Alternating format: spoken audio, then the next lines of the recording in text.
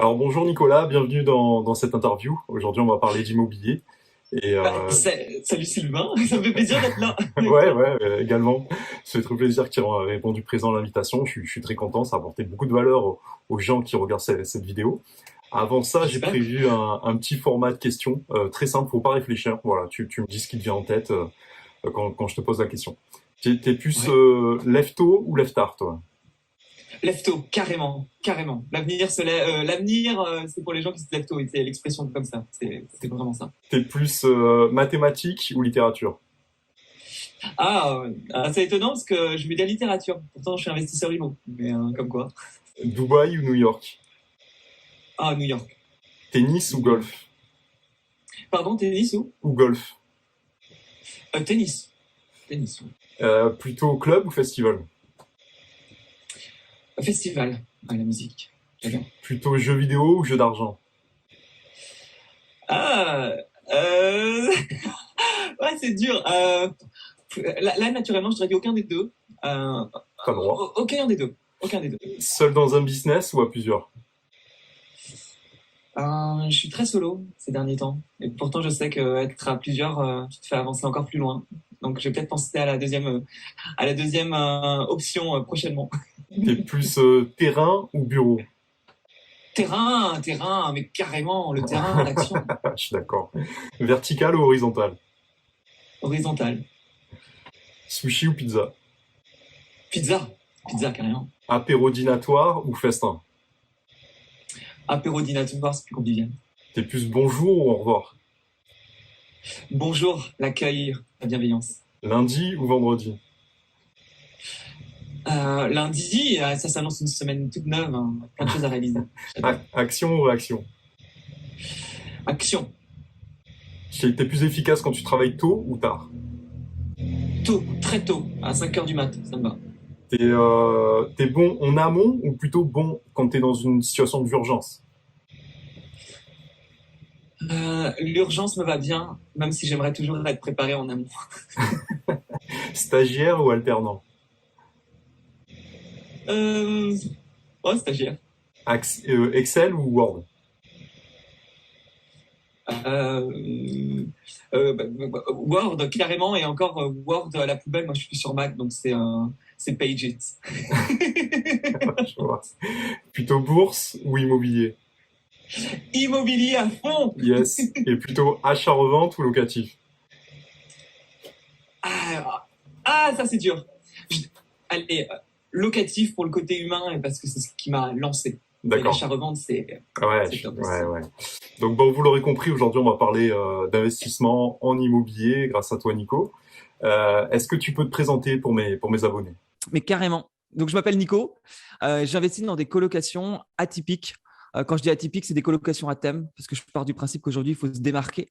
Et j'ai une particularité, c'est que j'investis à distance, puisque j'habite Paris, et je n'ai pas de CDI. J'ai jamais eu de CDI. Donc, on m'avait toujours dit l'immobilier, c'est pas pour toi. Tu n'auras pas de CDI, et pourtant, ça ne m'a pas empêché d'investir. Donc, j'aime bien faire les choses atypiques, que ce soit dans l'immobilier, et en même temps avec un profil atypique. Tu vois, bon, c'est un peu ce qui dirige ma vie. Donc, on va Et dire que c'est. pourquoi t'être lancé et spécialisé vraiment dans la colocation? En fait, la colocation, si on peut revenir rapidement sur mon histoire, il y a ce côté où moi, j'étais pas dans l'immobilier. Tu vois, il y avait rien, mes parents n'avaient jamais fait d'immobilier, j'étais pas du tout dans ce domaine-là. Et j'ai eu vraiment ce côté où j'ai eu une vie. Je suis venu à Paris, je sortais tous les soirs, je dépensais sans compter, je vivais à découvert. Moi, c'était une vie un peu bobo. Tu vois, j'ai un métier de journaliste. Donc, à un moment donné, j'ai travaillé pour des émissions comme Qui veut épouser mon fils, L'amour est dans le pré. Enfin, tu vois, ce genre d'émission. Bon, c'était hyper fun. Moi, je venais de la Bretagne profonde. Enfin, pour moi, c'était la vie parisienne par excellence. Et je vivais pleinement cette vie. Mais je vivais tu vois, un peu au jour le jour. Sauf qu'à un moment donné, tu vois, dans cette vie à crédit, dans cette vie sans thune, hein, clairement, enfin, elle a été dépensée. L'argent, c'est pas que j'en avais pas, c'est que je le Ouais. dépensais. Je bossais avec Evelyne Thomas sur C'est mon choix. Ouais. Et tous les soirs, tu vois, je rentrais chez moi et j'avais ce côté, bon, bah, aujourd'hui, qu'est-ce que j'ai fait? Eh ben, je me suis retrouvé à chercher des mecs qui aiment que les blondes à gros seins. Je suis une mère de famille et je me tape les enfants, les copains de ma fille. Je me suis pas lavé depuis 3 semaines. Et tu vois, j'avais 30 ans, j'étais là, mais c'est vraiment ça ma vie, quoi. Enfin, je trouvais qu'il me manquait un sens. Qu'il me manquait un sens pour me nourrir intérieurement. Et j'ai eu comme une intuition de vouloir tout changer. J'ai quitté mon taf et je suis parti faire de l'humanitaire en Inde. Donc, ça n'avait strictement rien à voir. C'était pour me sortir de ma zone de confort. C'était, tu vois, il y avait ce côté où j'avais envie de switcher mon cerveau en mode, bah, on peut faire autre chose. Et moi, c'est l'Inde qui m'a appelé et ça a été de donner de mon temps dans les bidonvilles, donner des cours d'anglais et de maths. Donc, tu vois, c'est vrai que je suis plutôt littéraire et pourtant, les maths m'ont toujours rattrapé. C'est étonnant, mais bon, ça s'est passé comme ça. Ouais. Et du coup, j'ai fait un tour d'Asie en Asie, forcément. J'ai voyagé tu vois, au Vietnam, aux Philippines. Et même aux Philippines, je me souviens que j'ai eu un déclic parce que je suis parti, moi, j'ai quitté Paris. J'avais ma carte de cinéma qui tournait, ma carte de sport qui tournait. J'avais mes crédits à la consommation pris aux banques parce que dès que la banque me proposait un crédit, j'acceptais. Tu vois, donc j'avais des crédits de 100 balles, qui tournaient comme ça. En plein milieu des Philippines, sur une plage de sable blanc avec l'eau turquoise en face de moi, ben, je reçois une notification et je suis à découvert. Je suis à découvert de 1000 euros alors que je suis en tour d'Asie. Ben, qu'est-ce que j'ai fait? J'ai appelé ma mère. J'ai appelé ma mère pour lui demander 2000 euros. Et là, je me suis dit, il y a comme un problème. J'ai 30 ans, je fais un tour d'Asie pendant 6 mois et je me retrouve à ne pas pouvoir payer mon tour d'Asie. Ça paraissait ahurissant. Bon, ma mère m'a filé 2000 euros et j'ai continué mon tour d'Asie. Je n'avais pas encore bien compris l'idée, tu vois. Je suis reparti en Inde, qui a été mon vrai pays coup de cœur. Et quand je suis rentré en France, il y a eu vraiment ce truc-là, mais qu'est-ce que je fais en fait? Comment je peux changer ma vie? Mais tu sais, quand tu as été élevé et que tu as eu même pas une éducation, mais que ton environnement ne te pousse pas à faire autrement, comment faire autrement quand tu es dans un moule, quoi? Et là, je pense que la vie te donne des clés et ma proprio m'a mis à la porte. Elle connaissait pas ma vie, elle connaissait pas ma remise en question à ce moment-là. Et après 10 ans de location, elle a décidé de mettre fin à mon bail locatif. Et j'avais 3 mois pour quitter l'appartement. Et moi qui vivais à découvert, qui venais passer 6 mois en Asie, qui n'avait pas de thune, hein, je suis rentré à Paris, j'avais toujours pas de thune. Hein. Je me suis dit, mais qu'est-ce que je vais faire? Et intermittent du spectacle sans CDI, comment j'allais faire pour avoir trouver un appartement locatif? Je savais que tous mes potes falsifiaient leurs documents pour pouvoir être locataire à Paris. En étant intermittent, c'était très compliqué. Et une énième conversation avec mon banquier qui me dit, mais pourquoi vous n'achetez pas votre résidence principale? Et je lui dis, mais c'est pas possible, je suis intermittent. Bah, il dit, franchement, au vu de votre parcours, vous travaillez depuis maintenant 6 ans, vous avez des contrats. Moi, je ne vois pas pourquoi vous ne pourriez pas travailler, enfin, pourquoi vous ne pourriez pas avoir un appartement. Et en me lançant sur cette piste-là, en même temps que j'encaissais encore cette idée de devoir quitter l'appartement en 3 mois, j'ai trouvé un appartement sur Paris, un petit appartement à acheter 14 mètres carrés à 183 000 euros dans le centre de Paris, une fortune. Et ne connaissant rien à l'immobilier, j'ai été sur Internet, tu vois, je suis tombé sur des chaînes de YouTubeurs, un peu comme la tienne, et il y avait cette question, est-ce qu'il faut acheter sa résidence principale ou faire du locatif? Moi, ça ne me parlait pas, je ne savais pas ce qu'était un notaire, je ne savais pas ce qu'était une copropriété, je ne connaissais rien. Mais j'étais dans le parcours d'un achat immobilier, en tout cas pour ma résidence principale. Et là, des gens expliquaient sur Internet, n'achète pas ta résidence principale, c'est l'erreur de ta vie, il faut faire du locatif, et puis en faisant du locatif, tu vas devenir rentier et tu pourras aller aux Philippines en ne faisant plus rien de ta vie. Je dis ça, c'est le bon plan. Voilà, j'en fais tomber ma bouteille. Ça, c'est ce que je veux faire dans ma vie. Bon, évidemment, les choses sont différentes, mais en tout cas, le rêve de base, ce rêve-là assez utopique m'a attiré à l'immobilier locatif. Et c'était fou parce que, imagine quand même, hein, moi, je m'étais lancé, du coup, j'avais acheté l'appartement. C'était en cours. J'avais signé les offres de prêt de banque. Parce que bizarrement, 2 banques me prêtaient 200 000 euros à Paris, alors que je vivais à découvert, alors que j'étais parti en Asie pendant 6 mois, donc j'avais eu 0 contrat. Je me suis dit, c'est si simple que ça? Enfin, je claque des doigts, on prête de 200 000 euros? oh, il y a peut-être un truc à faire. Donc, j'ai voulu tout annuler. Et là, la banque m'a dit, non, mais vous ne pouvez pas annuler, monsieur. On vous a signé les offres de prêt. La signature est dans une semaine. Vous ne pouvez pas. Et moi, c'était, ah, non, non, je ne veux plus acheter. J'ai décidé de faire autrement. Puis bon, il y a des règles. Hein. À un moment donné, on ne fait pas n'importe quoi avec l'argent de la banque. Et j'ai eu beaucoup de chance. Et je pense que la vie est là aussi pour te donner des signes. Ouais. Et le notaire, 3 jours avant la signature finale de l'acte authentique, m'a appelé. Il y avait un changement dans le règlement de la copropriété. Un document avait été oublié dans ce changement de règlement de copropriété. Et en fait, il ne me l'a pas dit directement, mais j'ai vite compris parce que j'avais commencé quand même à bien travailler autour de l'immobilier et des règles. Et là, en fait, on repartait pour 10 jours de rétractation. Donc, la signature de l'acte authentique était décalée. Et à ce moment-là, j'ai envoyé un recommandé. J'ai tout annulé. J'ai tout annulé contre l'avis de mes proches, de mes amis qui me disaient « T'es fou, t'es complètement fou. T'es un mec qui aime la musique, qui vit à découvert, qui est un peu bobo parisien dans le monde à paillettes de Paris.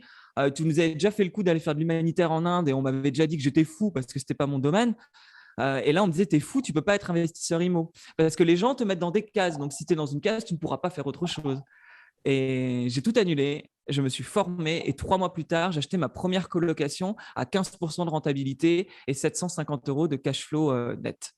Et ça a été pour moi une véritable victoire de me prouver à tout le monde, quand on veut, on peut, et quand on a une intuition et une envie d'aller quelque part, eh ben, si on se donne les moyens, c'est possible. Et l'immobilier a commencé comme ça. Ça, c'était il y a combien de temps? C'était il y a 4 ans maintenant. Pas 4 ans, ok. Ouais. 2018. Ouais. Okay.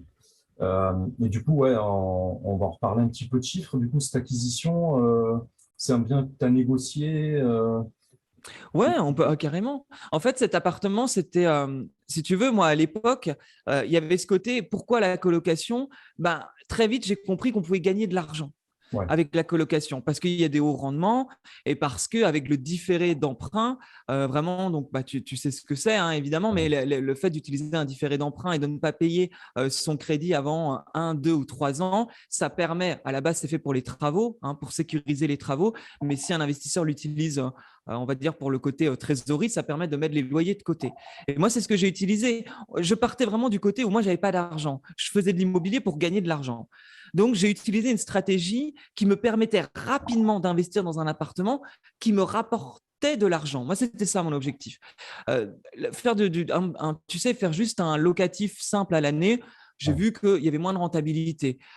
Faire une division d'appartements, c'était un peu trop technique. Moi, je voulais que ça aille très vite. Donc, la colocation, pour me former, ça allait beaucoup plus rapidement. Faire du Airbnb, à l'époque, on ne parlait pas encore d'automatisation à 100%, donc il y avait un côté chronophage que je voulais pas avoir. Acheter un immeuble, l'enveloppe était trop grande et je voulais pas m'aventurer dans une ville, dans un village. Je voulais que ça reste une ville moyenne pour capitaliser sur un côté patrimonial. Donc c'est pour ça que la colocation m'a paru assez évident. Donc quand je suis parti là-dessus, j'ai trouvé un appartement qui était, alors j'ai investi en Bretagne et j'ai trouvé un appart qui est 82 mètres carrés pour 64 000 € que j'ai négocié à 64 000. Il devait être à 74 000, je l'ai négocié à 64 000. Le prix était très bas. Il faut savoir qu'à l'époque, il y avait des villes en Bretagne qui avaient un prix très bas. Aujourd'hui, ce n'est plus le cas, ça a quasi doublé ou triplé.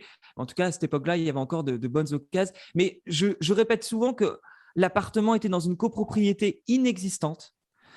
C'était des acheteurs qui avaient acheté deux associés qui avaient acheté l'immeuble, qui ne l'ont pas exploité comme ils le voulaient et ont décidé de revendre par appart. Sauf qu'il n'y avait pas de copropriété, il n'y avait pas de syndic, les communs étaient quand même assez dégueulasses. Moi, l'appartement où je me suis positionné, franchement, c'était un taudis, ça puait les canalisations. Fallait avoir envie, fallait ne pas avoir peur. Dans une copropriété non créée d'un appartement qui pue les canalisations et qui, franchement, on pouvait se demander en termes d'humidité qu'est-ce qu'il pouvait y avoir comme problème, et notamment des problèmes de mérule. Donc, la mérule qui est un champignon qui peut ruiner un investissement, surtout dans le nord de la France et en Bretagne. C'était un risque pour moi d'aller là-dessus. Et c'est pour ça qu'il était si bas aussi. Donc, l'intuition. Pourquoi j'y suis allé, c'est l'intuition. J'ai foncé dessus. Il y avait 50 000 € de travaux. En fait, l'enveloppe totale, c'était 123 000 €. Enveloppe totale, frais de notaire, travaux à 50 000 € plus le bien à 64 000 €. J'ai emprunté à 110%.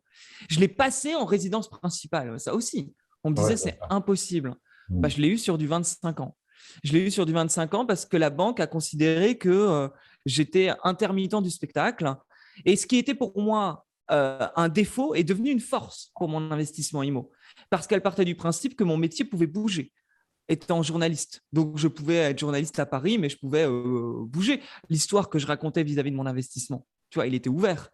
Et des fois, on a l'impression d'avoir un défaut. Mais en fait, comment ton défaut, ce qui est une faiblesse pour toi, tu peux le transformer pour que ça devienne une qualité. Donc là, le fait d'être intermittent n'était plus un problème. Ça devenait une force pour avoir du 25 ans. Du 25 ans, 3 ans de report de crédit, 4 chambres dans l'appartement, 4 chambres à 400 €, donc 1600 de rentrée locative pour un crédit au bout de 3 ans de 516 €. Donc, ce qui était c'est intéressant. Et en termes de renta, combien est-ce que ça fait de renta pure? Une renta nette de 12,5, si je ne me trompe pas. D'accord, ok. Ouais, qui était donc très élevé. On a 15% brut et 12,5 net. Vraiment, c'était un excellent investissement pour moi. J'étais focus sur ce que je voulais. Moi, c'était de l'argent. Donc, il y avait ce côté où j'ai été chercher une renta explosive avec un 3 ans de report de crédit. C'était vraiment, évidemment, hein, je précise quand même pour ceux qui nous écoutent, j'ai mis mes comptes à jour avant d'investir. Oui. C'est-à-dire, entre le moment où j'ai signé l'appartement et le moment où j'ai décidé d'annuler mon appart à Paris, en un mois, j'ai changé de vie. Je ne sortais plus. J'ai mis mes comptes à jour. J'ai tout fait pour rembourser les crédits. Je me suis démerdé là-dessus. J'avais 2500 €, 3000 € à rembourser. Bon, bah, je me suis démerdé pour rembourser cet argent-là, pour enlever J'avais 3 assurances sur mon téléphone portable. L'assurance de Darty, l'assurance Apple et l'assurance de la banque. 3 assurances pour vol et casse. Parce que à l'époque, je ne faisais même pas attention que j'avais plusieurs assurances. C'était fou quand même. Donc, j'avais 75 € d'assurance. Donc, j'ai mis tous mes comptes à jour. J'ai fait en sorte de devenir investisseur.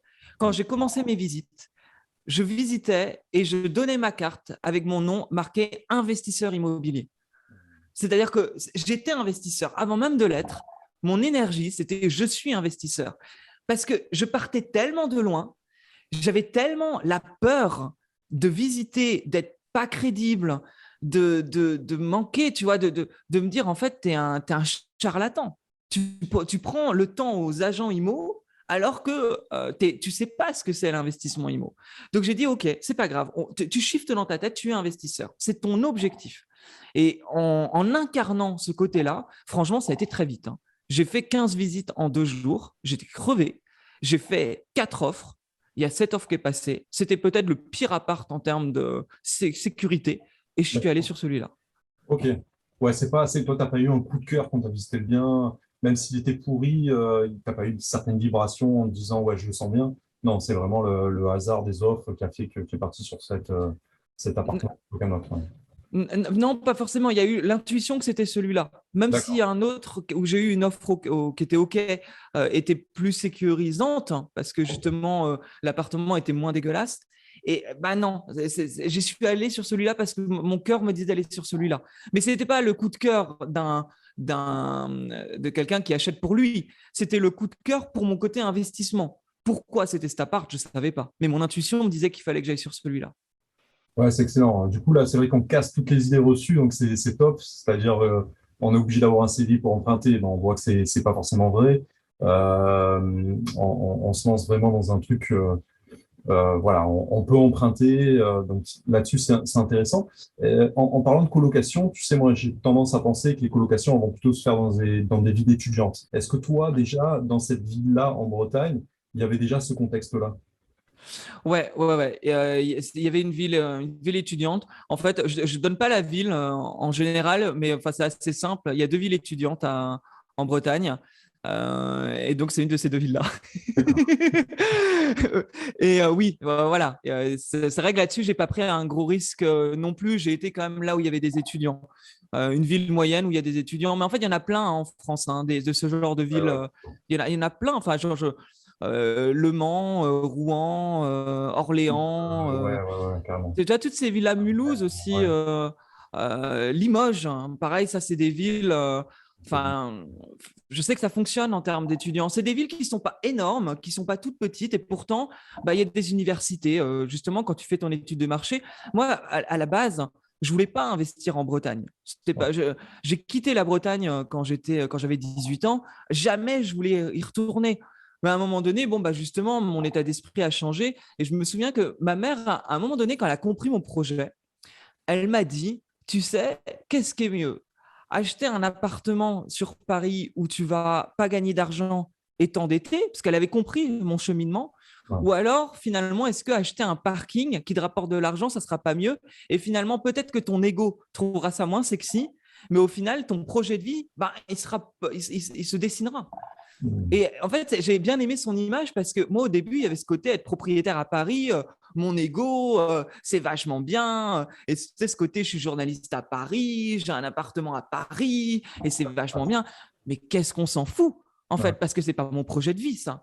Mon projet de vie, ça a été, à un moment donné, quand j'ai voulu partir dans l'immobilier, c'est d'être indépendant. Et là, bah, c'était OK.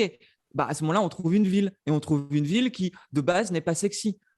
Potentiellement pour les gens, quand tu parles de Mulhouse, de Limoges ou de Le Mans, c'est pas sexy comme ville. Tu as envie d'aller acheter à Bordeaux, tu as envie d'aller acheter à Lyon ou à Toulouse. Mais là, ça devient des villes qui sont plus dures d'accès, avec un prix au mètre carré plus haut. Bien sûr. Mais quand tu cherches de la renta, ben, tu vas dans des villes peut-être moins sexy où tu vas avoir de la renta parce que tu as plein de gens qui y vivent. Il y a des écoles, il y a des universités, il y a des entreprises. Et puis aujourd'hui, à l'heure actuelle où on tourne cette vidéo, on est en 2022, on sait que ces villes-là augmentent aussi, hein, petit à petit, hein. Les prix au mètre carré augmentent. Il y a de plus en plus de personnes qui déménagent. Donc, je pense qu'aujourd'hui, ce genre de villes, justement, qui ne sont pas des villes sexy et qui ne sont pas non plus des villages, c'est amené à être de très, très bonnes villes pour investir. Mais je pense que la Bretagne, c'est un très très bon choix que tu as fait, hein. Toi, tu l'as fait un peu spontanément, mais c'est vrai que moi, je vois énormément de Parisiens qui vont s'installer là-bas avec le télétravail. Et Ouais. c'est vrai qu'avec le réchauffement climatique, ça offre même des bonnes perspectives dans les années qui viennent. Voilà, je pense que c'est un très bon choix. Et puis même au-delà, toi, tu as eu de la renta pure. Ben, à mon avis, à la revente, dans quelques années, c'est un bien qui va prendre énormément de valeur. Est-ce que tu as déjà une idée un peu Oui, oui. Bah, ma première coloc, donc qui est vraiment pour moi une pépite, parce que les apparts que j'ai achetés après, en général, les prix étaient plus chers. Mais cette première coloc, aujourd'hui, donc bon, bah, l'enveloppe totale était de 123 000 euros. Aujourd'hui, au minimum, je peux revendre à 223 000 euros. Je pourrais faire 100 000 de plus-value en 3 ans et demi, 3 ans et demi, 4 ans. 100 000 euros. Le prix au mètre carré, je l'ai acheté à 700 et quelques, 750, 800 euros du mètre carré. Ouais. Aujourd'hui, on peut dépasser les 2000 euros largement, 2004, 2005. Enfin, c'est hallucinant. Hallucinant l'augmentation des prix en Bretagne. Mais partout, hein. Je sais que mon père, il me dit les maisons, il a acheté une maison, lui, il y a 4-5 ans, 6 ans même peut-être. Il dit aujourd'hui, sa maison, il peut la revendre le double. C'est fou, fou, Ouais. fou, fou. Je pense qu'il faut garder en tête, je sais pas comment tu le ressens, mais actuellement, je pense qu'on est vraiment dans une bulle des cryptos, bulle immobilière, bulle sociale, bulle environnementale.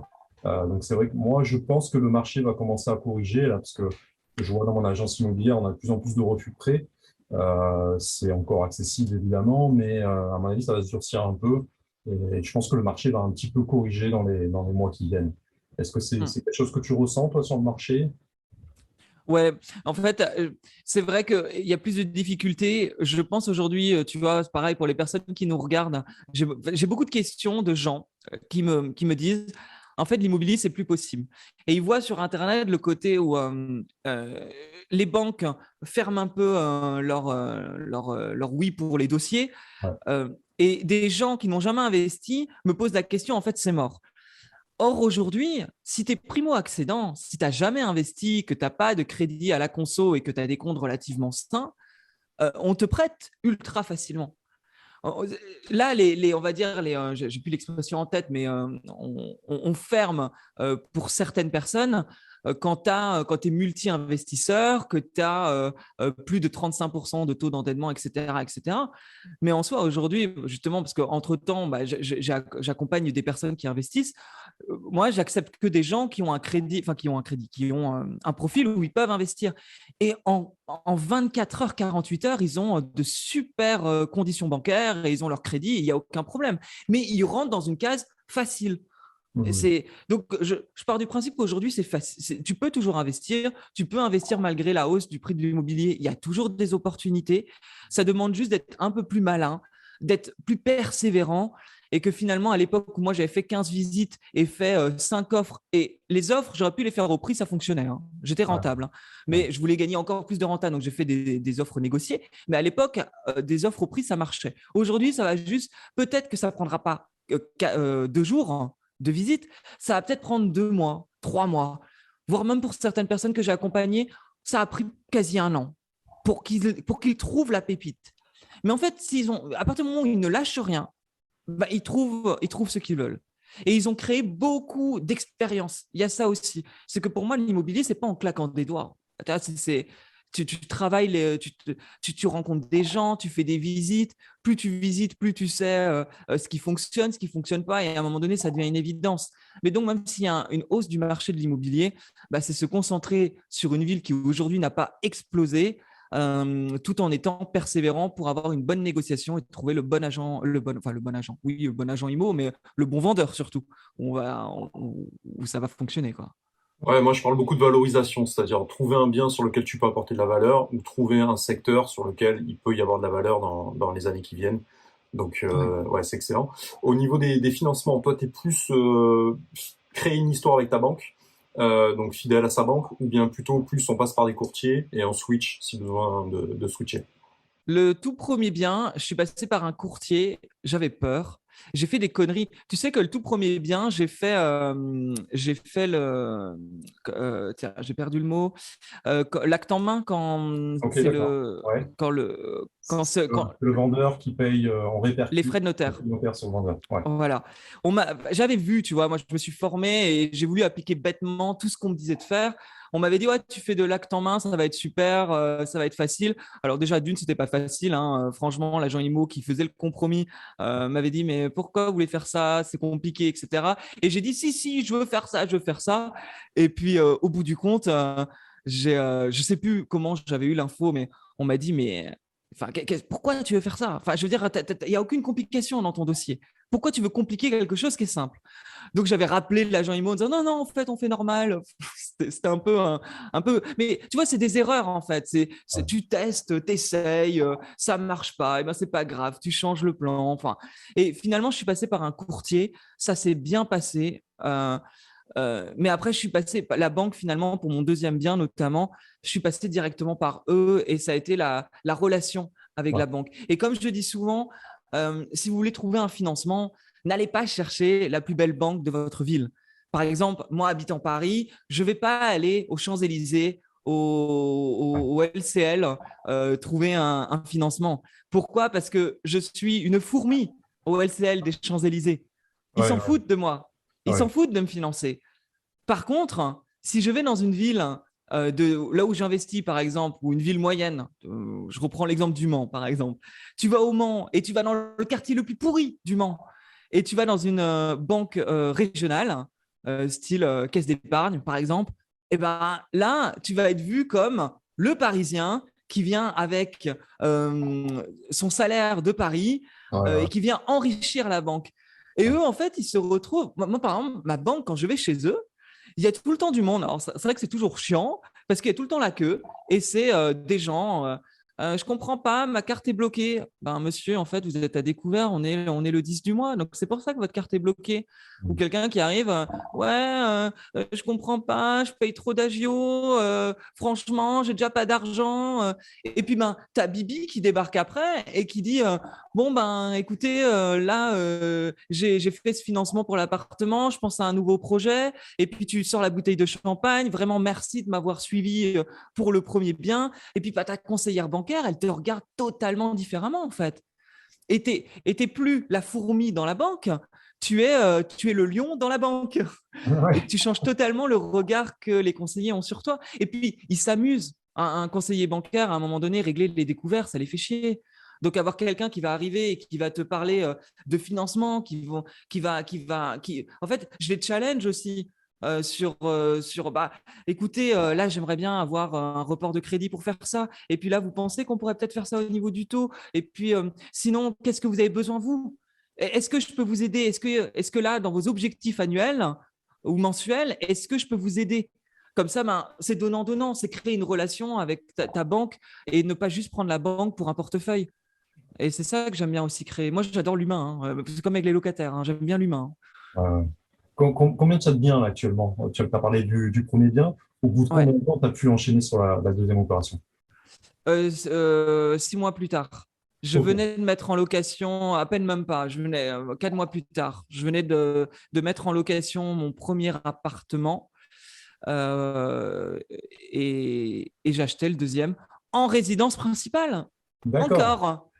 Parce que ma banque m'a dit, bon, ben, j'ai dit, moi, je veux du 25 ans, c'est plus rentable. Donc, pour ceux qui nous écoutent, hein, l'idée d'avoir vraiment du 25 ans, c'est d'avoir une mensualité la plus basse pour entrer un maximum de cash flow. Ouais, ouais, Donc, c'était cette idée-là, hein. Et c'est la banque qui me dit, ma conseillère qui me dit, ben, on va le passer en résidence principale, je pense que ça peut passer. Je dis, OK, si vous pensez que ça peut passer. Et j'avais tellement peur de l'appeler, parce que je fais tout à distance, hein. Encore une fois, moi, j'habite Paris, je fais ça en Bretagne. Je l'appelle, et puis je tremblais, je lui avais envoyé le dossier, j'avais tout bien fait comme dame, hein. Je suis carré, hein. Je me suis formé, maintenant, j'essaye de tout faire bien comme on m'a appris en soi. Donc, j'envoie un dossier ultra carré, tout propre, les photos, les machins, ça. Elle me dit, bon, bah, j'ai regardé votre dossier, ok, très bien, très bien. Elle me repose 2, 3 questions, mais elle me dit, franchement, votre dossier est très clair. Super, bravo. Puis bravo pour les travaux de votre premier appartement, c'est super, c'est super. Bon, ok. Et, euh, et puis là, 10 minutes au téléphone, elle me dit, bon, alors écoutez, là, je suis un peu occupée dans les 2 prochains jours. Je pense que vous recevrez les offres de prêt dans 2 semaines. Ça vous va? Oui, bah oui, Oui. oui, oui, oui, oui. Et donc, bien sûr, 3 ans de report de crédit, 110%, 0 € d'apport. Magnifique. C'est fou, quoi. C'était plus simple d'acheter un appartement et d'avoir une enveloppe de 130 000 euros plutôt que d'aller acheter un jean à Zara. Ouais, ouais. Je trouvais ça fou. C'est dingue, dingue. Et je Et, suis et, parti sur un second bien. et là, tu t'es arrêté au second bien ou t'en as Non, combien? j'ai acheté une troisième coloc. Ouais, ok, 1 an plus tard, là, j'ai eu des problèmes. ok. Là, j'ai eu des problèmes parce que la première et deuxième coloc, j'ai eu des merdes. J'ai eu des merdes, hein, je vais pas mentir. Ouais, Petite merde d'ailleurs qui est utile si les gens sont intéressés pour faire de la colocation. Au niveau des travaux, faut penser qu'une colocation, il y a 4 personnes dedans, ou 3 ou 5 d'ailleurs, je dis 4, mais enfin, il y a plusieurs personnes. Moi, en l'occurrence, ma première coloc, il y avait 4 personnes. Je trouve un artisan, il gère les travaux, il me dit on va tout défaire au niveau de la plomberie, mais enfin ok. du chauffage. Ouais, On va tout passer en électrique. ok. Tu vois, on enlève le gaz, on passe en électrique. Ok, Ouais, très bien. Il trouvait que c'était plus simple. L'appartement était vraiment vétuste. Il m'a dit on va tout raser, on va tout refaire, on va tout mettre en électrique. Ok, super. Bon, moi, si tu veux, je ne m'y connaissais pas du tout, hein. Il me dit nous, on se prend sur la colonne des communs. Donc, pas besoin d'appeler EDF tout de suite. On a ce qu'il faut, nous, pour gérer au niveau électricité. OK. Les travaux avancent, ça avance bien, ça avance vite. Et à un moment donné, il me dit, bon, là, ça serait bien que tu appelles EDF pour commencer à installer ton compteur, etc., mettre en route tout ça. OK, super, pas de problème. J'appelle EDF, j'explique que c'est une colocation, qu'il y a 4 chambres, tout ça, tout ça. Et là, on me dit, bon, bah, l'idée, c'est de passer en du 9 kVA au niveau de la puissance électrique, ouais. parce que là, l'appartement est équipé en 6 kVA, et 6 kVA pour une colocation, franchement, c'est juste. Il faut au moins du 9 kVA, sinon les plombs vont sauter et la colocation ne pourra pas fonctionner en termes d'énergie. Mm. Je comprends l'idée, je me dis, OK, bon, bah, on passe en 9 kVA. Le technicien débarque, il m'appelle, et il me dit, excusez-moi, monsieur, mais en fait, le compteur, ça ne fonctionne pas. Vous ne pouvez pas mettre du 9 kVA. La puissance de la colonne montante n'accepte pas du 9 kVA. Moi, je ne comprends pas trop. J'appelle mon artisan et il me dit, ben, c'est la merde. Parce que là, ça veut dire que ta coloc ne peut pas fonctionner. Ça veut dire qu'en plein hiver, si tu as les chauffages, si tu as la machine à laver, le four, le frigo, la télé, ça ne fonctionnera pas. Je dis, mais qu'est-ce que je fais? Tu appelles EDF, EDF dit, c'est pas de notre responsabilité, c'est Enedis. Tu appelles Enedis, c'est pas de notre responsabilité, c'est EDF. Ok, ils se renvoient la balle. Mais qu'est-ce que je fais, moi, du coup? Parce que là, je peux pas mettre de compteur. Qu'est-ce que je fais? C'est simple, il y a Enedis qui me disent, en gros, vu que votre colonne montante ne fonctionne pas et ne peut pas avoir cette puissance énergétique, il faut refaire la colonne montante. C'est 10 000 euros et c'est à votre charge. Oui, mais enfin, moi, je n'avais pas d'argent de base. Je faisais cette colloque pour gagner de l'argent. Donc, moi, les 10 000 euros, je ne les ai pas. Ça a été un vrai problème où tu dors pas, où tu te dis, mais comment tu fais? Je suis en train de faire un appartement à neuf que je ne pouvais pas pouvoir louer. Comment je fais, en fait? Parce que là, il y a 4 chambres. L'appartement était presque fini quand il m'a dit, on installe ton compteur.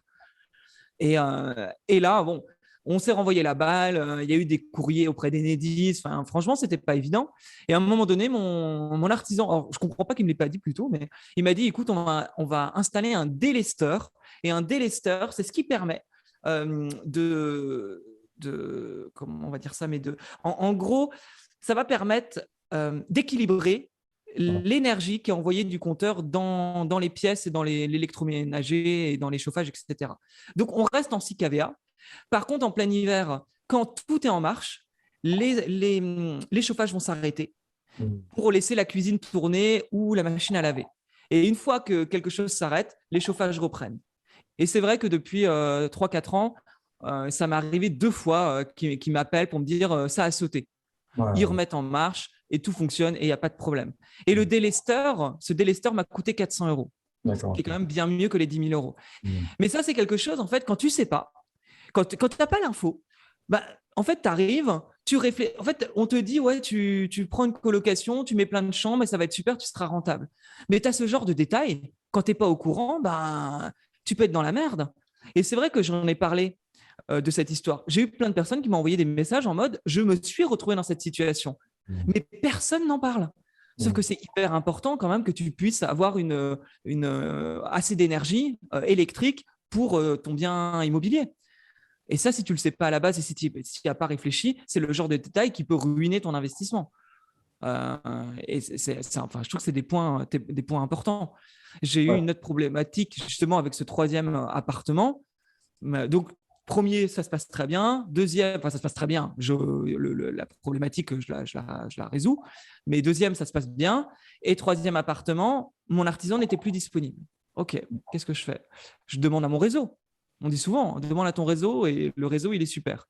Oui, le réseau est super, effectivement. On me propose un mec, un artisan. J'étais pressé. Il y avait ce côté, l'appartement, il y a moins de travaux, je veux que ça aille vite.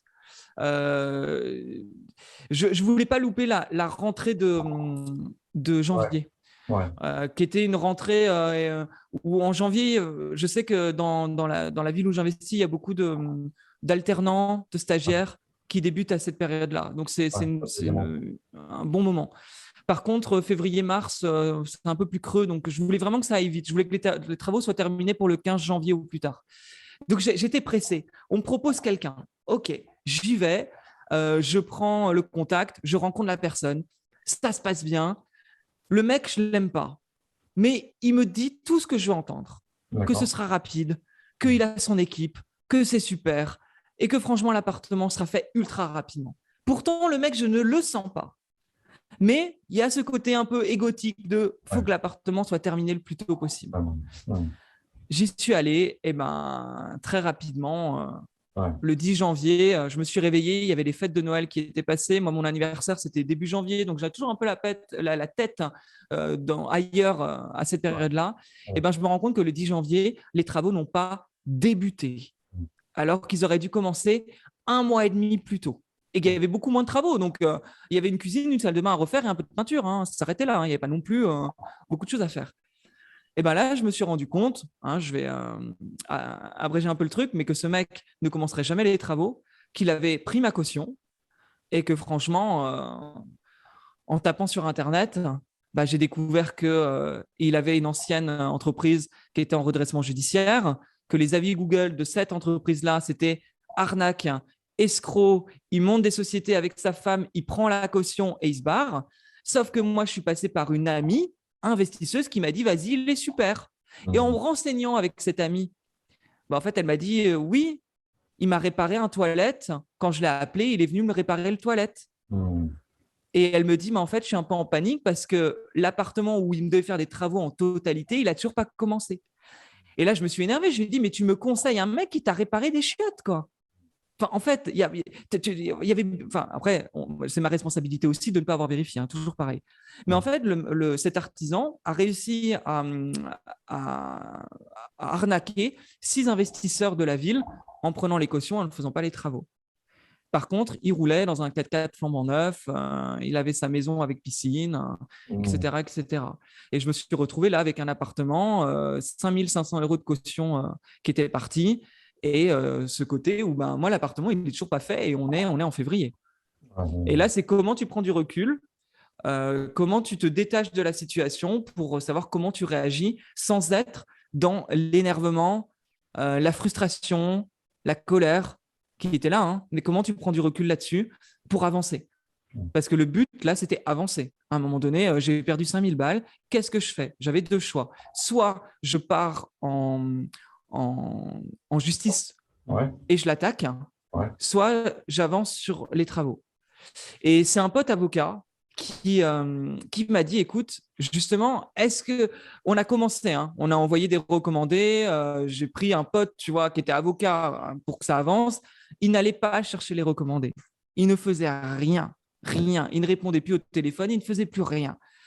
Bon, bah, j'ai décidé de sécuriser par un huissier que les travaux n'ont pas été commencés. Donc, de me sécuriser moi, parce qu'il aurait pu m'attaquer sur le fait que je faisais des travaux par quelqu'un d'autre, alors que j'ai signé un devis. Donc, j'ai sécurisé la situation et j'ai décidé de prendre un autre artisan et de terminer l'appartement. Parce que, comme a dit mon pote avocat, tu peux le condamner, ça va te prendre au moins 2 ans et tu n'es pas sûr de récupérer ton argent. Et ça a été très dur pour moi de dire, bah, cette histoire, je la mets de côté et j'avance sur qu'est-ce qui est important pour moi. Et là où j'ai du pouvoir, j'avais plus de pouvoir avec cet artisan. Et c'est vrai que j'ai décidé de laisser cette histoire de côté. Et 2 mois plus tard, mon appartement était terminé. Donc, tu vois, après, c'est des choix aussi. C'est comment tu vas te challenger par un problème. Bon, j'imagine que toi, tu as l'habitude, hein, aussi dans l'immobilier. Je ne pense pas que c'est toujours rose. Et quand tu as un gros problème, bah, qu'est-ce que tu fais? Comment tu réagis et comment tu prends le pouvoir sur la situation?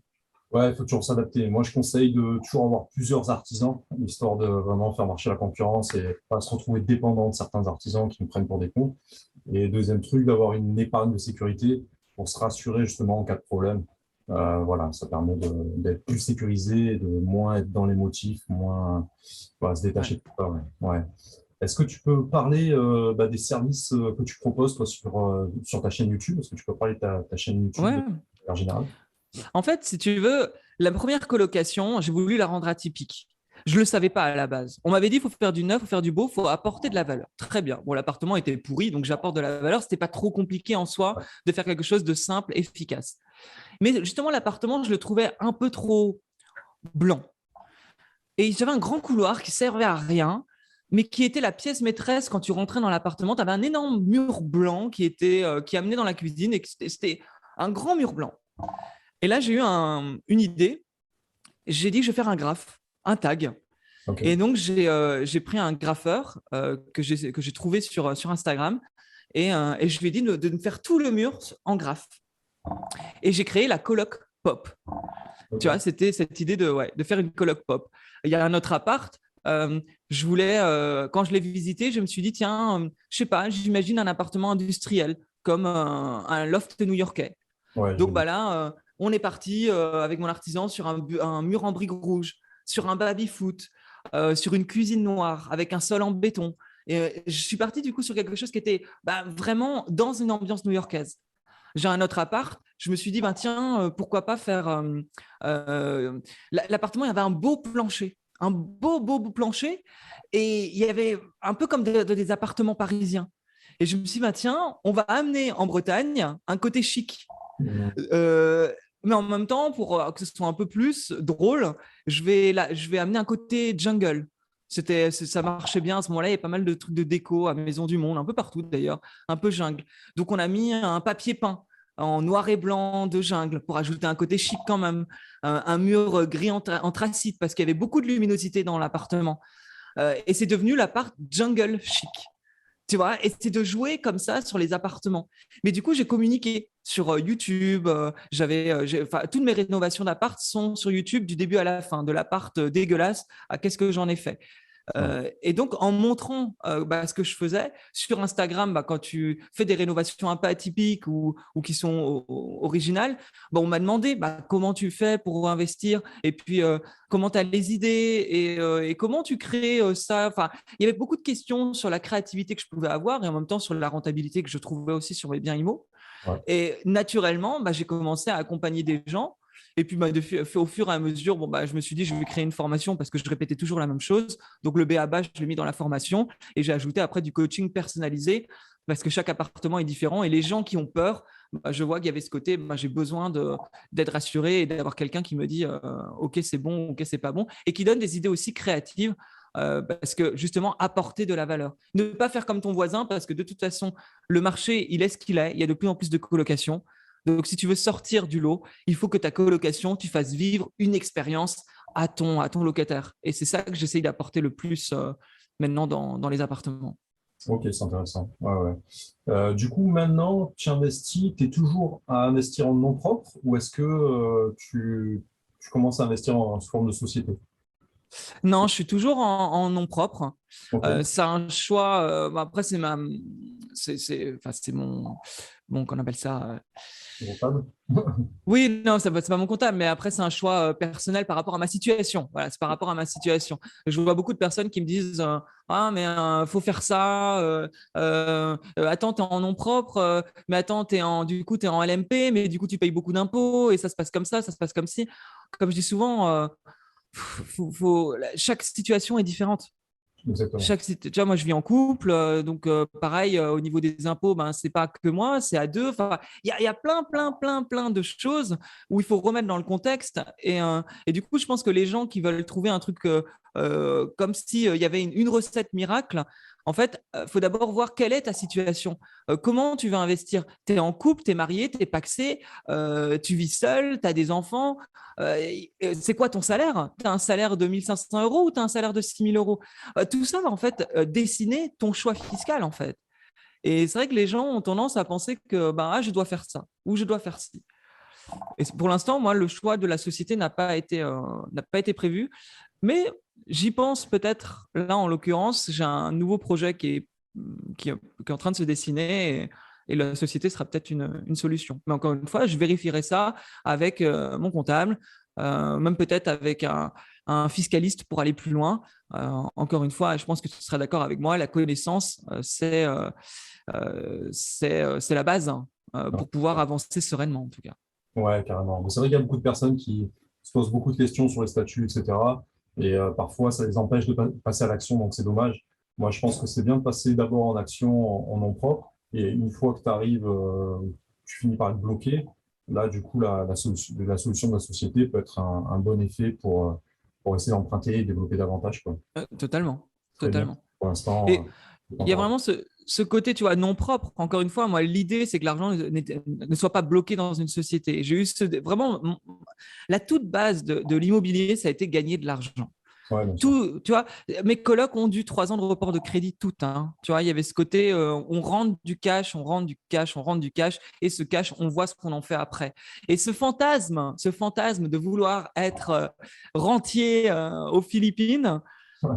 et a carrément changé en fait. Ça a été tu sais, le drapeau. Je l'ai planté Ouais. sur être rentier aux Philippines. Ouais. Mais aujourd'hui, c'est plus vraiment ça. C'est des nouvelles perspectives. À partir du moment où tu es plus à l'aise financièrement, tes projets commencent. En fait, moi, je ne sais pas si tu es d'accord avec moi, mais du coup, tu crées de nouvelles connexions et cette envie de créer ça, d'essayer ça. Et en fait, tes rêves, tu as envie de concrétiser tes rêves et tes rêves, ce n'est pas d'être allongé sur une plage aux Philippines. En tout cas, mon rêve, c'est pas d'être allongé sur une plage aux Philippines et de ne rien faire. Mon rêve, c'est de créer, c'est d'avancer, c'est d'évoluer, c'est de travailler sur moi, c'est de créer des business, c'est de m'éclater avec des gens, avec des coachés, avec des clients. Enfin, ça, c'est plus du tout la même chose en fait. Ouais, ouais, je suis d'accord. Je suis d'accord. Pour revenir sur les impôts, il faut dire aux gens qui ne savent pas forcément, en fait, plus on paye d'impôts, plus c'est une bonne chose, parce que c'est la première chose que regardent les banques au-delà de la situation, c'est qu'ils vont te faire une notation par rapport à ce que tu payes comme impôt. Donc, c'est vrai que c'est plutôt aussi une bonne chose vis-à-vis des banques de payer beaucoup d'impôts, parce que ça prouve qu'on est solvable et qu'on peut lever de la dette, quoi. Ouais, Euh, tout à fait. Ouais. pour revenir sur les statuts, toi, je pense que tu fais du coup location meublée en colocation. Ouais. Est-ce que tu peux rappeler pour ceux qui ne connaissent pas trop sous quel statut tu déclares tes revenus? Alors franchement, je délègue tout. Moi, Ok. c'est vrai que ce que j'ai fait à la base, c'est que j'ai tout déclaré en P0I, le fameux P0I, de façon à déclarer en location meublée non professionnelle. Ouais. Cette idée justement en fait, il y avait de ne pas avoir. Enfin, en fait, je fais tellement de travaux qu'en termes d'amortissement et de charges déductibles, Ouais. je suis assez tranquille. Alors, hein, effectivement, moi, le détail, je ne le connais pas par cœur et je vois souvent ça avec lui. Comme je te l'ai dit, il y a ce côté où moi, ma zone de génie, c'est trouver une pépite, en faire quelque chose d'incroyable. Ok, ok. Par contre, l'optimisation, je travaille toujours avec quelqu'un. Et c'est là où je te disais qu'avancer seul, oui, mais accompagné, bah, ça marche aussi. Parce que toute la partie impôt, effectivement, je connais les bases. Moi, aujourd'hui, je vais voir mon comptable et je lui dis, OK, est-ce qu'on est dans le vert au niveau de mon LMNP? Par contre, là, sur mon prochain investissement, qu'est-ce qui est mieux? Est-ce qu'on passe en LMP et là, on va regarder justement les problématiques de l'impôt, ou est-ce que justement, il ne serait pas mieux de prendre une société? Et à ce moment-là, le projet devient un projet différent et on voit comment on va évoluer. Mais c'est vrai que la partie comptable n'est pas la partie, moi, qui me stimule le plus et où où je connais tout sur le bout des doigts, en tout cas. Ouais, mais c'est bien, au moins tu restes focus sur ta partie, sur ta zone de génie à toi, donc c'est très bien.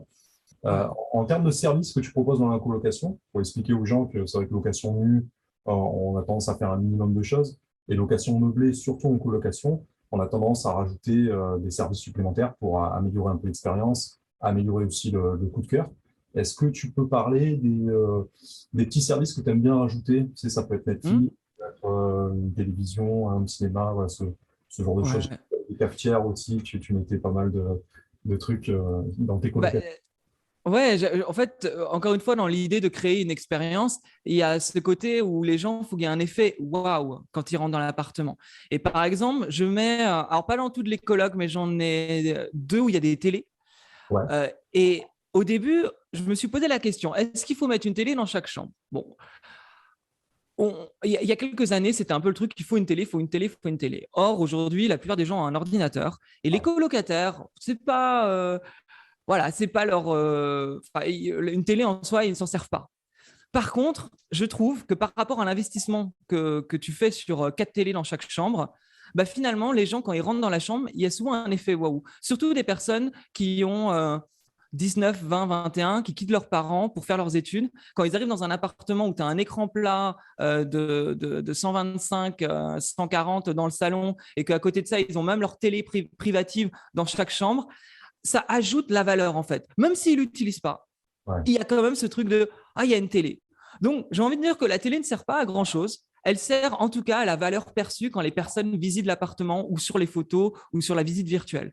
Donc ça, c'est quelque chose qui pour moi est important. La femme de ménage, quand tu investis à distance, est pour moi quelque chose qui peut être pas mal, dans le sens que tu vas avoir gardé un œil dans l'appartement Ouais, ouais. si tu as une bonne relation avec ta femme de ménage. Maintenant, je dis souvent attention, ne mettez pas la femme de ménage en tant que service inclus dans les services de la colocation. Parce que si pour X raison, tu perds ta femme de ménage, les locataires pourraient demander une diminution du prix du loyer. Ouais. Donc, moi, j'apporte toujours, vous avez une femme de ménage, c'est un cadeau. Hein, c'est un cadeau, ce n'est pas inclus dans le service. Vraiment, c'est gracieusement, vous avez une femme de ménage. En tout cas, c'est juste que ce ne soit pas inclus dans le bail et qu'on ne dise pas que la femme de ménage vient toutes les semaines.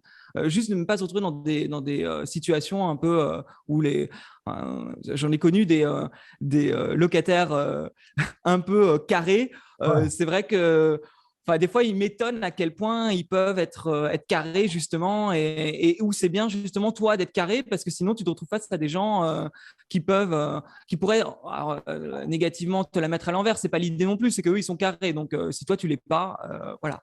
Mais ça, c'est donc important à ce niveau-là.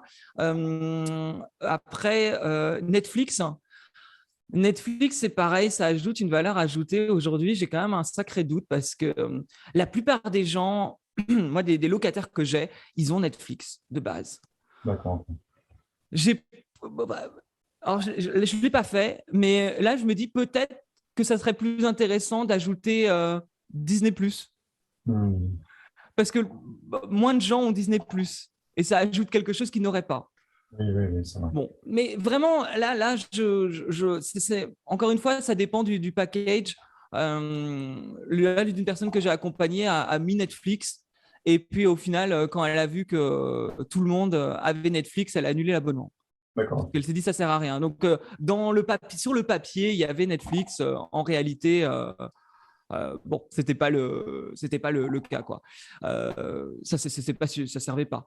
Après, le baby-foot, je sais que ça, c'est un truc qui marche bien dans l'effet waouh. Et puis, j'avais mis un tableau à craie. Et quand je suis retourné plusieurs fois, j'ai vu il y avait marqué baby-foot et il y avait les gagnants des équipes quand ils jouaient. Donc, je vois que ça fonctionne, que ça crée du lien dans la colocation.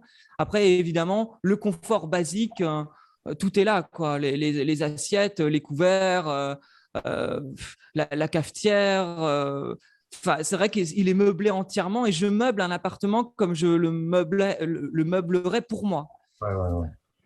Je vais pas chez Habitat acheter un canapé à 2000 euros. Hein. Ah, bien sûr.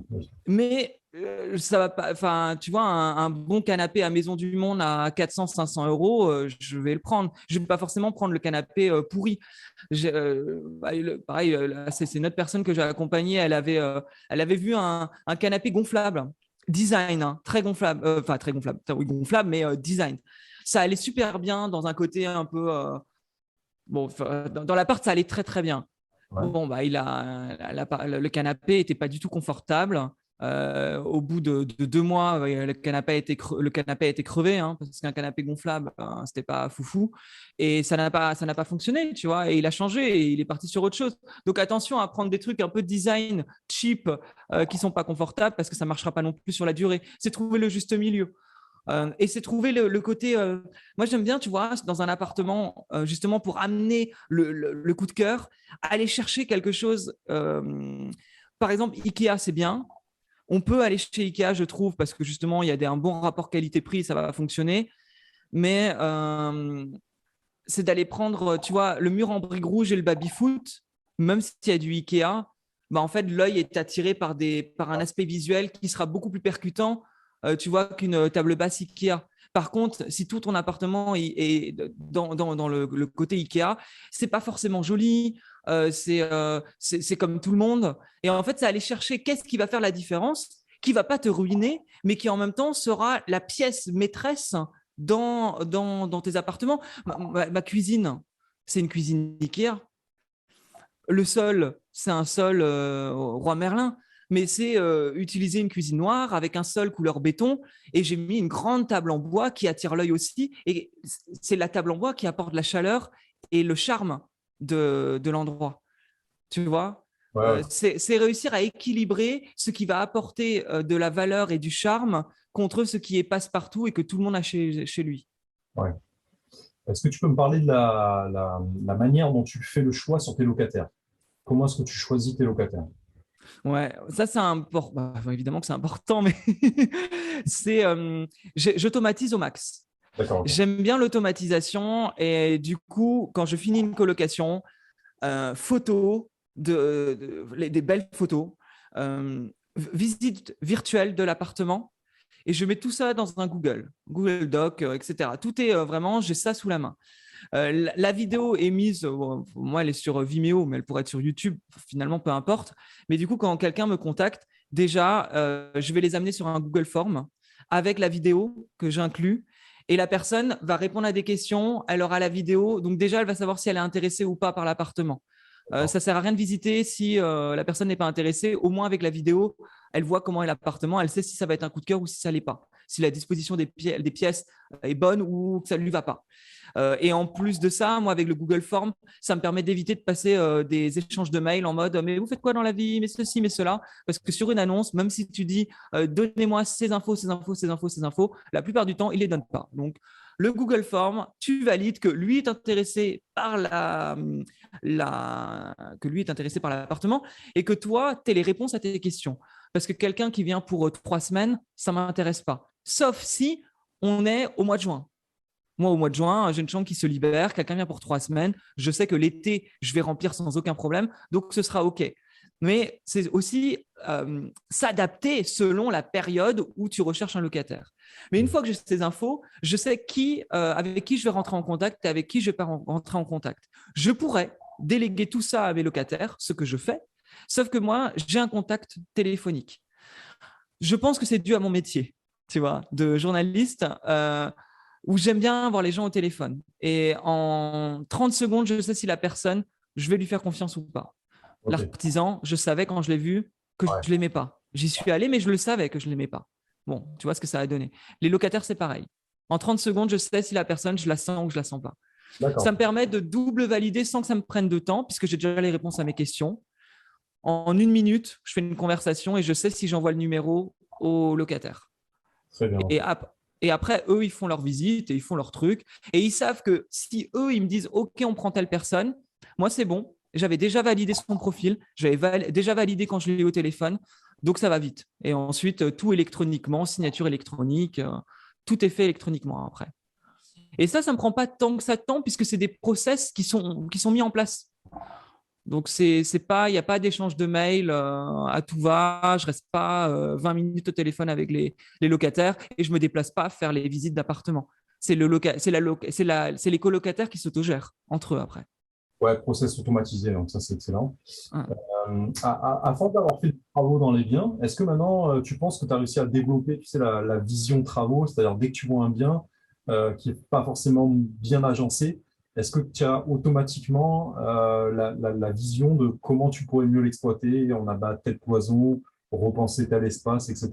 Est-ce que tu penses que ça, c'est un truc que tu as développé à force de faire des travaux, qui est maintenant intuitif? Ça devient ouais, presque instinctif.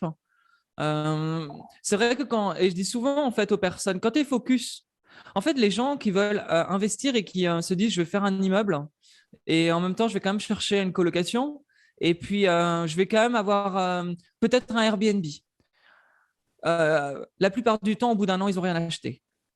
Pourquoi? Parce que en fait, c'est pas du tout la même chose. Est-ce que tu vas regarder sur un immeuble ou du Airbnb? Ce n'est pas du tout la même chose. Donc, tu te formes moins sur la pratique. Et du coup, tu sais moins facilement trouver la pépite puisque tu sais pas réellement quelle est la pépite. Au bout d'un moment, la colocation, quand tu fais que ça, bah, très rapidement, déjà, j'ai une expertise sur colocation. Attention, en termes d'énergie. C'est du 6 kVA. Est-ce que tu passais en 9 kVA? Tu appelles Enedis, tu appelles EDF.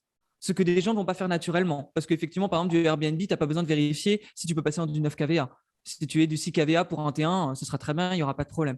Donc, ça va être des automatismes comme ça. Et forcément, dans la démolition des pièces, il y a ce côté très classique. Je pense que beaucoup de personnes le savent aujourd'hui. À l'époque, dans les années 70-80, il y avait salon, salle à manger, des fois fermé avec des portes vitrées ou des fois ouverts. Et la plupart du temps, le salon ou la salle à manger peut être fermé, peut devenir une chambre. Et souvent, c'est des pièces qui font minimum 9 mètres carrés, donc la taille légale pour une chambre, et ça fonctionne. Ça, c'est assez classique, en vrai. C'est la partie facile. Quand on voit un appartement et qu'il y a 2 chambres et qu'on peut créer la 3e chambre en utilisant la salle à manger, c'est super. Et en plus de ça, le salon est souvent en face de la cuisine.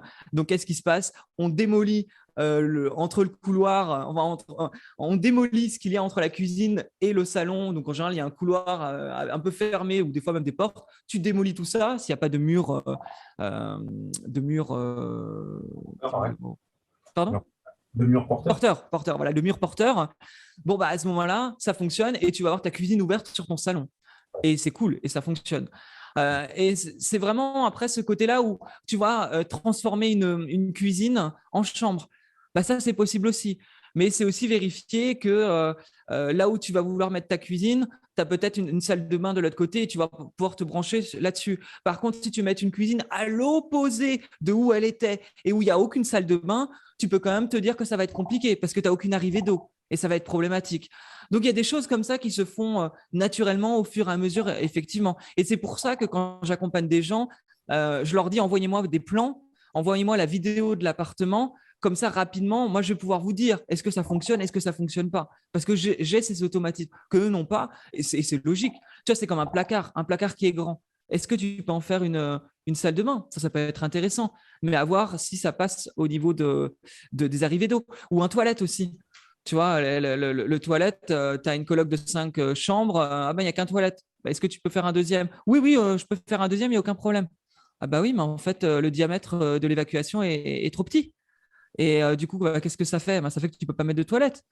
Et du coup, bah, là, ça casse un peu ton truc parce qu'une colocation de 5 chambres où tu n'as qu'un toilette, entre guillemets, tu peux avoir 5 salles de bain. Oui, mais tu peux prendre le risque. J'en ai vu des colocations comme ça. Tu peux prendre le risque. Maintenant, tu enlèves le confort des colocataires. Et de plus en plus, c'est vrai que je me répète, mais apporter de la valeur perçue, c'est une chose. Mais apporter une valeur, une simple valeur, en tout cas, que les personnes se sentent bien, c'est primordial, en tout cas. Deux questions très rapides. Quelle est la taille de chambre que toi t'aimes bien pour une colocation? Et deuxième question, le rapport homme-femme. Est-ce que toi tu essaies d'équilibrer ça ou tu ne regardes pas forcément ça dans la coloc? Franchement, taille des chambres, 9 mètres carrés minimum, c'est la loi, c'est la règle. Aujourd'hui, 9 mètres carrés, ça peut fonctionner. Ça dépend. Si le marché est très tendu, 9 mètres carrés avec une table, enfin un bureau, une armoire, un lit qui sera peut-être pas un lit double, mais bon, peut-être un lit de 160, tu vois. Enfin, ça peut fonctionner. Maintenant, il faut que le marché soit tendu. Par contre, des fois, on oublie souvent, la chambre, elle n'est pas grande. Par contre, tu as un placard intégré. Et le placard, il fait toute la longueur de la chambre. Bah là, je trouve que ce n'est pas un problème. Donc, c'est aussi voir quand tu es dans une chambre à quel point le marché est tendu ou pas, et à quel point, de toute façon, si tu as une chambre avec un placard intégré, bon, bah, tu as une armoire en moins, c'est pas très grave si la chambre fait 9 mètres carrés. Bien sûr, après, quand tu as des chambres de 12 mètres carrés, 11 mètres carrés, c'est très bien. Je trouve que c'est une moyenne qui fonctionne parfaitement en colocation. Après, si tu montes à 14, 15, 16 mètres carrés, bah, ça peut être vachement bien. Et si en plus, tu peux rajouter une salle de bain, ça peut être du top, top, top. Évidemment, dans 9 mètres carrés, tu n'ajouteras pas une salle de bain. Mais ça peut être ça. Quand on parlait des services qu'on peut rajouter en plus, la salle de bain dans une chambre, ça peut être joli. Par contre, tu vois, j'ai un côté où j'ai vu des salles de bain où c'était juste un carré de douche au milieu de la chambre. Honnêtement, à un moment donné, il faut que ce soit joli, quoi. Pour moi, l'esthétisme est très important. Tu mets pas un carré de douche pour mettre un carré de douche. Faut quand même, si tu peux réussir à faire un petit mur, à rendre le truc comme une chambre parentale, ça, c'est bien. Mais tu vois, il y a ce côté, t'es pas dans une chambre de bonne à Paris. Ouais, bien sûr. Et l'équilibre homme-femme, c'est un truc que tu regardes? Ouais, l'équilibre. Alors, en fait, souvent, ça, je le vois avec les locataires. J'aime bien toujours demander aux locataires comment ils ressentent les choses. Euh, quand une colocation se met en place, je suis présent. J'accueille le premier locataire la plupart du temps parce que ça, c'est un plaisir que j'ai, c'est que je reste en général 2 semaines dans l'appartement qui vient d'être terminé pour le plaisir d'être dans l'appartement, pour vérifier qu'il n'y ait pas de problème et aussi pour mettre en place les locataires. Et là-dessus, en général, je leur pose la question évidemment au locataire qui va s'installer pour le premier. Bon, c'est dans la conversation de savoir est-ce qu'il y a un mélange homme-femme, ce n'est pas un problème. La plupart du temps, ça pose zéro problème. Franchement, il n'y a pas de souci. Et ensuite, c'est eux qui s'autogèrent. Donc, c'est eux qui vont me dire ça. Oui, ça m'est arrivé par exemple, la coloc de 4, ils étaient 2 garçons et une fille. C'est les garçons qui m'ont dit pour l'équilibre de l'appartement, ça serait bien d'avoir une fille. Juste parce que c'était mieux. Bon, il se trouve qu'on n'avait pas trouvé de fille et j'ai demandé à la fille si ça la dérangeait d'être avec 3 garçons. La fille n'avait aucun problème d'être avec 3 garçons. Donc, l'équilibre s'est fait de cette manière-là. Mais la plupart du temps, après, quand il y a un turnover, au bout d'un an, tout rechange. Donc, c'est souvent un moment T. Mais J'ai jamais eu de personne qui était réticent à ne pas à vouloir vivre entre que garçons et que filles. Surtout que j'ai quand même vu des choses assez incroyables, comme euh, une locataire qui était la nana la plus dégueulasse, quoi. Ouais. Et le colocataire qui me disait franchement, bah, on essaye de lui dire, mais c'est chiant, quoi. Donc c'est pas. En plus, quand tu commences à rentrer dans les clichés, qu'un mec serait plus bordélique et que ce serait plus dégueulasse qu'une nana, aujourd'hui, j'ai des contre-exemples là-dessus. C'est pas une réalité. J'ai vécu en colocation à Londres. C'était pas les mecs qui étaient les plus dégueulasses, hein. C'était les filles, hein. La douche bouchée avec les cheveux parce qu'elles ramassent pas leurs cheveux, c'est vrai, tu vois. Et ça veut pas dire que les garçons sont parfaits, hein. Encore une fois, hein, c'est juste que ça dépend des gens. Ça dépend pas que ce soit fille ou garçon. Ça dépend des gens, de la personne. Et la durée de tes locataires, combien de temps en moyenne est-ce qu'ils restent dans tes colocations? Ça dépend. Une colocation, Grossière. je vais te donner deux exemples. J'ai une colocation qui n'a pas de salon. Ok. Le turnover est beaucoup plus grand. Ok. Ils peuvent tourner en 3 mois, en 6 mois, en 1 an. En 1 an, tu n'auras jamais les mêmes locataires sur 1 an. Par contre, les colocations avec salon et où il y a vraiment le confort, j'en ai certains, ils sont là depuis 3 ans. Ouais. Ouais, j'en ai certains. La deuxième, il y en a 2, ils sont là depuis 3 ans. D'accord. Fou, hein. Et dernière question, la taille moyenne qui est propre pour un appartement en colocation, est-ce que tu as un minimum de surface toi, pour se dire, voilà, ça rentre dans mes critères de ce que je vais en faire? Tu vas me dire plus de chambre où c'est, mais après, de ça, est-ce que tu as, un cadre toi, Ouais, non, mais si, totalement. En fait, une colocation, à mon sens, 65 mètres carrés minimum. Des fois, on me dit 65 mètres carrés, c'est petit, tu fais que 2 chambres. Non, un appartement ultra bien agencé de 3 chambres en 65 mètres carrés, ça se fait. Ça se fait parce que j'en ai vu. Ah ouais, ouais. J'ai un pote qui a un 65 mètres carrés, il me l'avait montré. J'avais dit, il est superbe ton appart, superbe. Tu n'as aucune perte de place. Ok. Aucune perte de place. Tu as les chambres d'un côté, tu rentres dans un salon avec la cuisine ouverte, une salle de bain de taille moyenne avec un toilette séparé. Tu n'as aucune perte de place. Et ça marche très, très bien.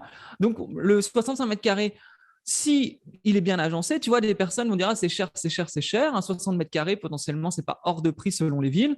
Et si tu peux bien l'agencer, ben, tu peux le retrouver avec un 3 chambres et avoir de la renta. Donc, ça peut être intéressant. Il ne faut pas choper que les 80 mètres carrés, hein. On peut descendre jusqu'à 65. Ouais, ça dépend de l'agencement. Bon, bah, c'est super. Écoute, on a apporté beaucoup de valeur là.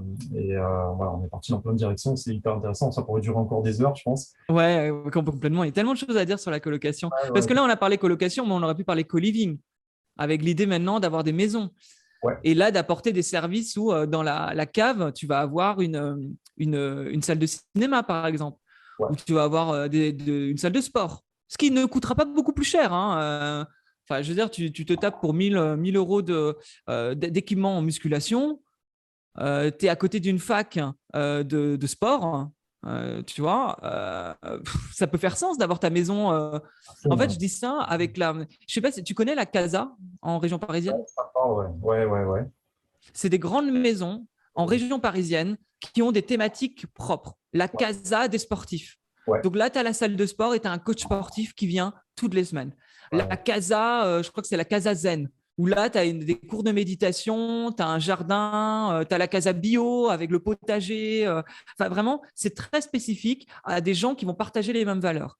C'est entre eux, alors je ne connais pas, je ne l'ai pas en tête le site parfaitement, mais tu as facilement entre 8 et 15 chambres. Okay. Les chambres, tout compris, tu montes entre 900 et 1200 euros la chambre. Ouais, en région parisienne. On n'est pas à Paris-Centre, hein. On est en région. Il y avait des listes d'attente pour être dans les maisons. Okay. Je te laisse imaginer 10 chambres à 1000 euros. Hein. Ouais. Alors certes, hein, tu as une maison de dingue, chaque chambre a sa salle de bain, les communs sont superbes, tu as Netflix, la télé, le cours de sport ou le cours de méditation, tu as tout ça. Mais par contre, les mecs qui ont fait ça, ils s'y retrouvent financièrement, hein. Ils ne font pas ça que pour la gloire, hein. Et ça marche, hein. Et ça marche, ce genre de maison à thème. Et de plus en plus, dans justement les villes moyennes dont je parlais, il y a ce genre de projets qui sont en cours. Et je pense qu'aujourd'hui, si les personnes veulent innover, le co-living, c'est vraiment quelque chose d'intéressant à faire actuellement. Ouais, moi j'invite tout le monde à aller voir ce qui se fait un peu à l'étranger. Aussi, c'est des très bonnes sources d'inspiration. Et Ouais. les gens sont demandeurs de ce genre de concept. Donc, encore une fois, c'est pour ça que ta chaîne est parfaite pour ça, parce que ça amène énormément d'inspiration et énormément d'idées. Et pour amener des concepts bien finis, bien présentés. Et on voit que toi, tu es un vrai passionné. Un grand merci pour toute la valeur que tu as apportée. Je pense que là, vu qu'on a encore plein de choses à dire, ça serait un plaisir de t'interviewer une nouvelle fois. On prendra un autre sujet. Parce que c'est vrai que dans l'immobilier, moi j'adore l'immobilier, il y a encore plein d'autres choses à faire et on pourra développer ça sous d'autres formats si tu es OK. Mais avec grand, grand plaisir. Un Vraiment. grand merci Nico, je te souhaite une très belle journée et je te dis à bientôt pour une prochaine étape. Merci Sylvain. À très bientôt. Salut.